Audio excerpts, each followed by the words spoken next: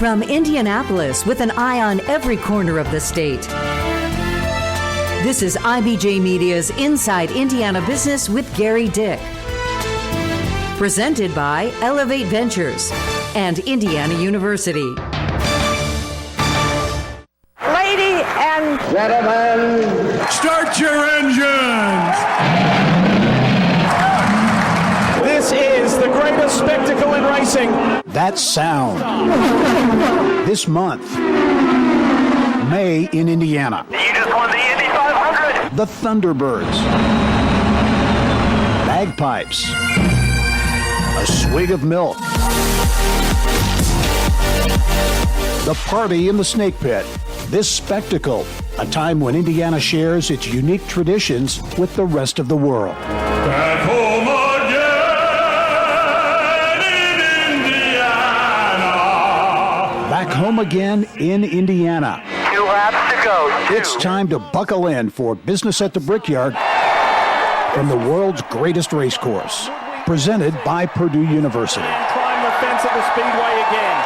Hello and welcome to Inside Indiana Business. I'm Gary Dick. It is go time at the Indianapolis Motor Speedway. The 107th running of the Indianapolis 500 is upon us. We have been here all month profiling the economic impact of the Speedway and motorsports as well. It is big business and it touches virtually every corner of the state.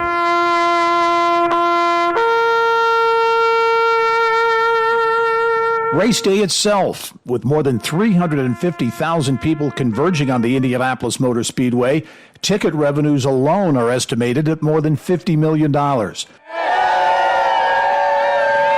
Race fans also forking out money in restaurants, hotels, and into the local economy to the tune of an estimated $300 million. Add to that the millions in advertising, team sponsorships, and broadcast and streaming rights. The Indy 500 is rocket fuel for big business, but there is also a mom-and-pop business element to Indy that sets it apart. Hotspots like Charlie Brown's on Main Street in Speedway have been serving long lines of race fans for decades, one of many restaurants cashing in on Indy. For years, neighborhoods in the shadow of the Indianapolis Motor Speedway have cleaned up by turning their yards into parking lots with a party, some funding college educations with the proceeds. Park a few cars, have some people that come into town every year that they make the journey from, mainly Illinois, but Minnesota, Florida, all over the country. Some people have been doing it for 50 plus years and they definitely look forward to that income. Yeah. So yeah, it's fun parking cars and I think people really appreciate being this close so they don't have to walk as far. Marcus Ericsson. Did it, buddy. You just won the Indy 500. And one more really big number to keep in mind, $16 million.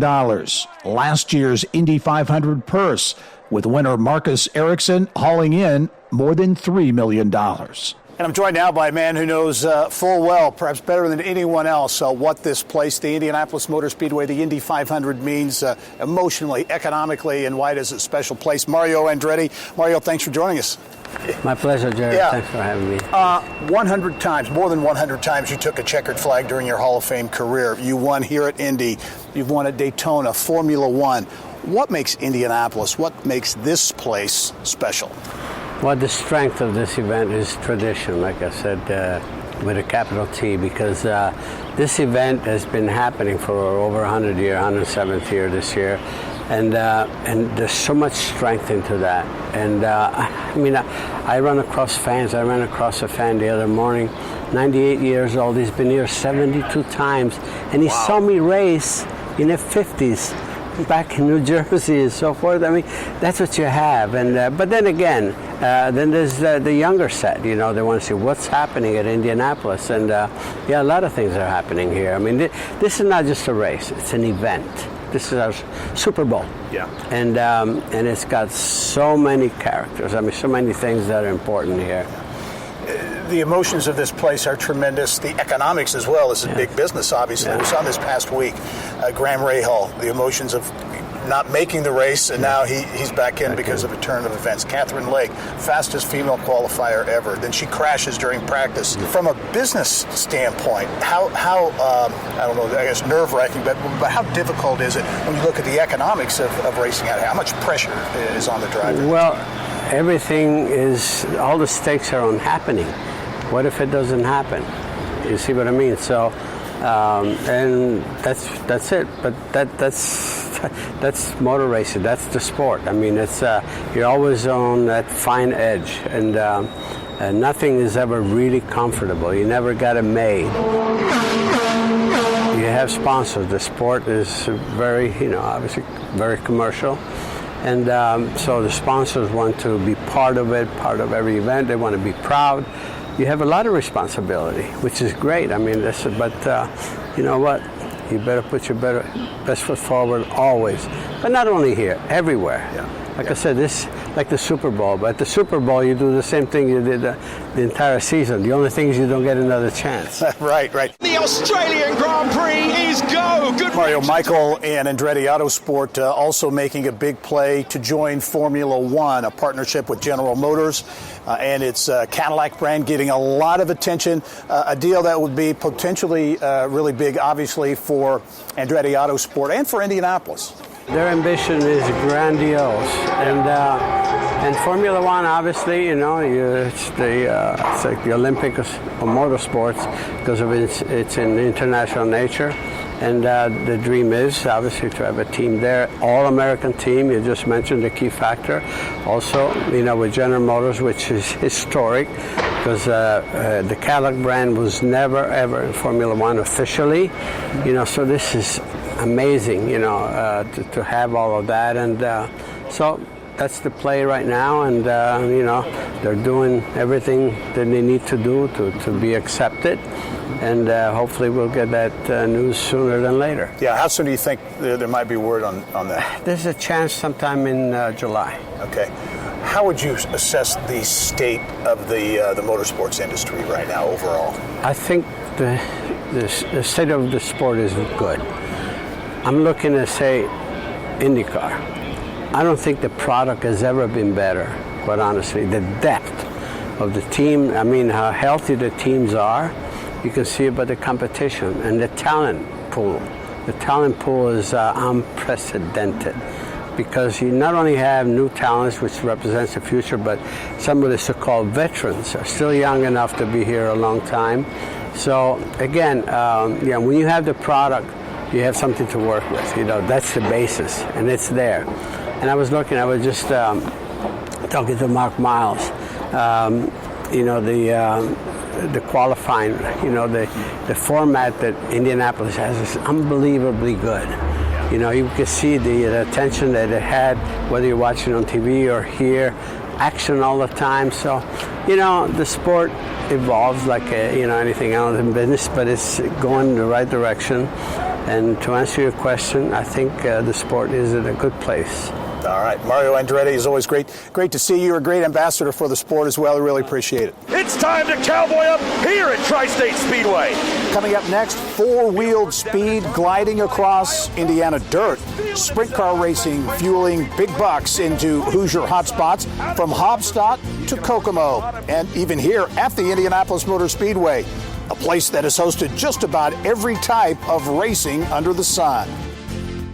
The beginning of the inaugural Brickyard 400. NASCAR came roaring to the Brickyard in 1994. F1, motorcycles, and airplanes have also kicked it into high gear here. The first event ever held at IMS, a balloon race in 1909, just 2 months after construction of the speedway was completed. Somebody's giving him a bottle of milk. Louis Meyer, 1936, Indy's first three-time champion and the driver who started the tradition of the race winner drinking milk in Victory Lane.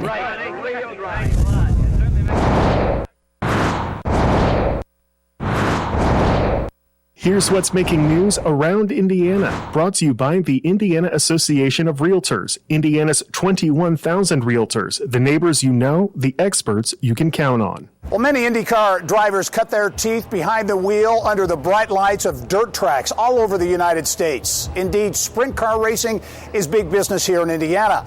Mary Rachel Redmond joins us now inside the grounds of the Indianapolis Motor Speedway with more. Mary Rachel. Well, Gary, with race day upon us, obviously the focus is on IndyCar and the field of 33, but just inside Turn 3 is another field of dreams, the IMS dirt track. And as IMS President Doug Bowles tells us, short tracks like this one, really the heartbeat of racing in Indiana.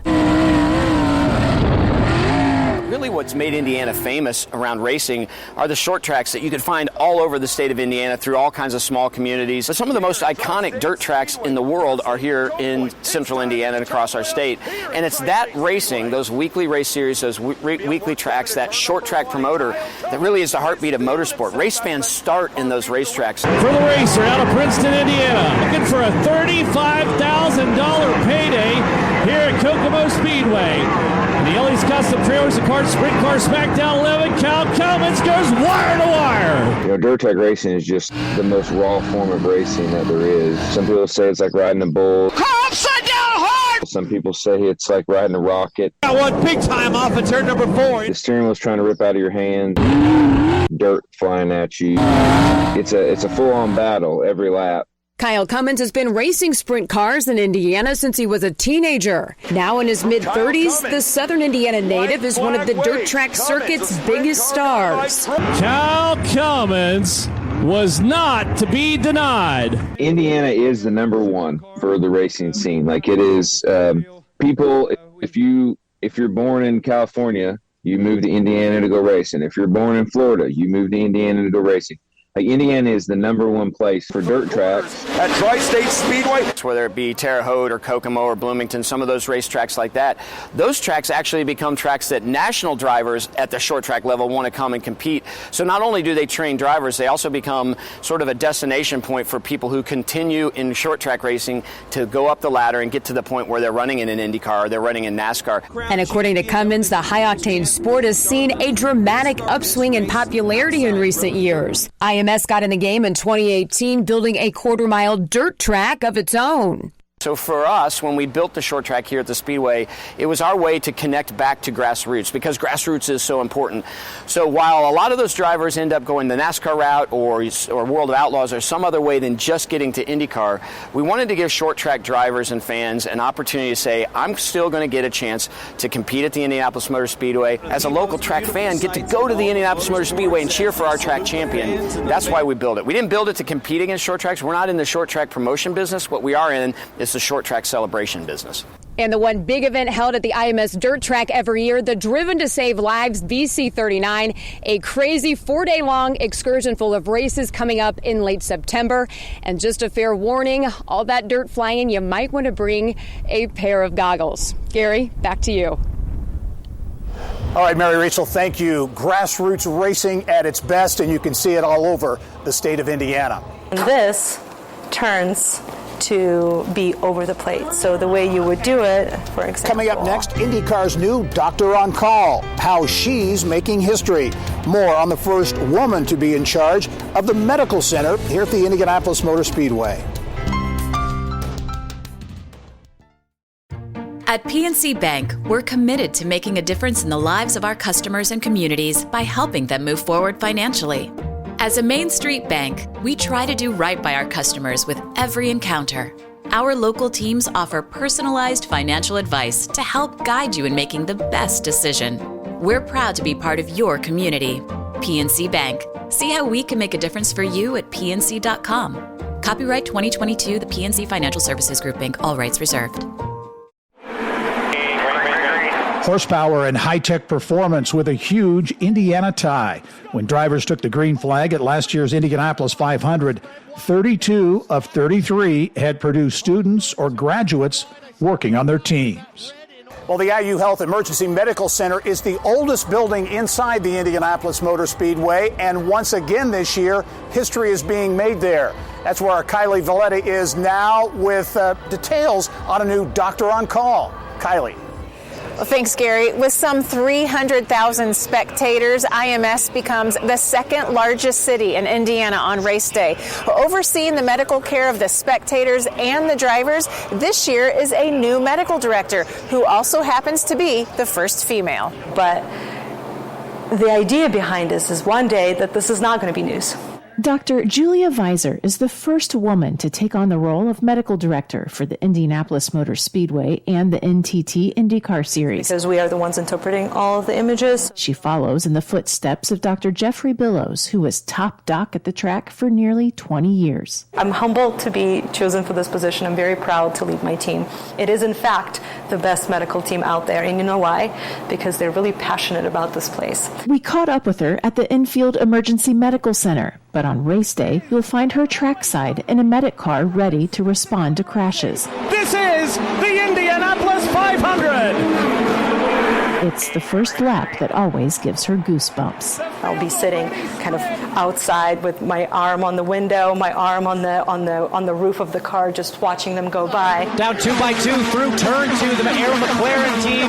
Because it's just such an emotional moment, watching them in my head going, be nice, behave, play nice. When there is an accident at IMS, the goal is to have the driver out of the car to the infield care center in less than 2 minutes. No doubt lives have been saved at this small but mighty hospital that was built in 1948. Another first this year, the IndyCar team has a brand new medical trailer. While it's parked for May, it travels to every other race on the series schedule. It is marvelous. It is state-of-the-art, medical facility that you can create on the road. The IndyCar medical team has traveled with the drivers and teams for decades, but the medical unit now provides a high-tech home base to deliver consistent care, like a hospital on wheels. But we now have, we travel with an x-ray, we travel with an ultrasound, we travel with resuscitation medications, we travel with IV fluids. We want to make sure that we deliver some sort of consistent benchmark at every race that our drivers know we will meet no matter where we go. But it's at IMS, home to the only motorsports medicine fellowship in the world, where a medical center with a rich history also sets the pace for tomorrow. This is where we shape the future of motorsports medicine. And just a little piece of trivia for you, the Infield Medical Care Center is the oldest structure at IMS. It was built just after World War II, and it was the first infield care center ever built at a racetrack. Gary, back to you. All right, Kylie, thank you. A changing of the guard at what is a very important place here at the Indianapolis Motor Speedway during the month of May. When we come back, a final salute to the biggest weekend and month in Indiana. We put a bow on our month-long coverage of business at the Brickyard.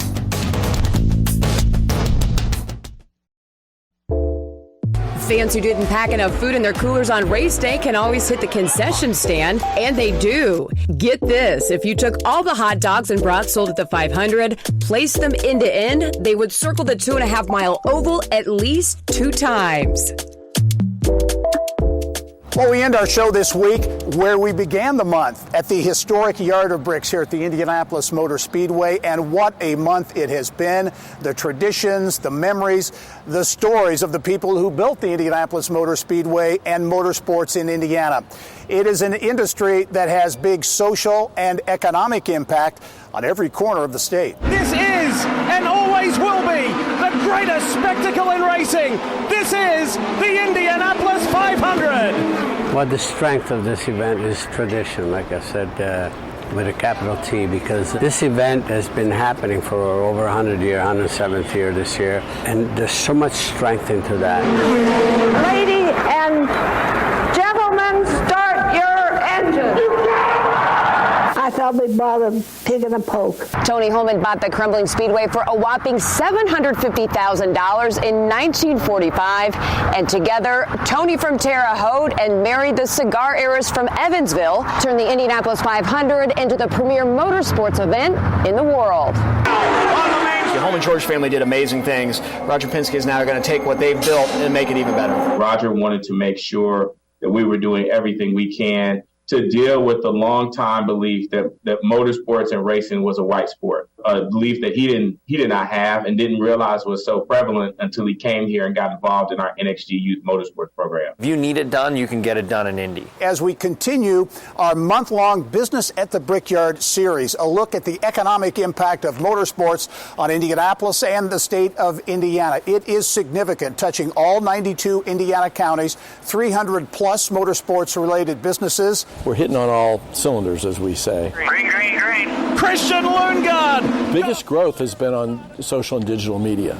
So that means younger. And that, of course, is music to every sports marketer's ears. The Purdue presence here at Indianapolis, very big. Purdue is part of the fabric of the Indianapolis 500. It all started in 1919. The Purdue All-American Marching Band paving the way as the first band to play as part of race day ceremonies. The 500 Festival, it's been around since 1957. It's the Princess Float that features all 33 500 princesses, and it also brings back a little nostalgia for me. Back in 2006, I too did the Princess Wave. Drivers and teams are taking advantage of an Indianapolis area gym, Pit Fit, to push their workouts into a sixth gear. The heart rates of race drivers actually compare to someone running a marathon. But here at Pit Fit, they're not just training cardio, they also train your mind. From strobe glasses for focus speed. This is not just a race, it's an event. This is our Super Bowl. Back home again